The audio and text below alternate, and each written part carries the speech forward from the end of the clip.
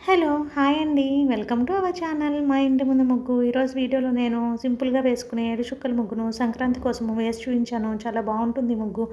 Video చివరి వరకు చూసి మీకు నచ్చితే కనుక ఈ ముగ్గుని ట్రై చేయండి.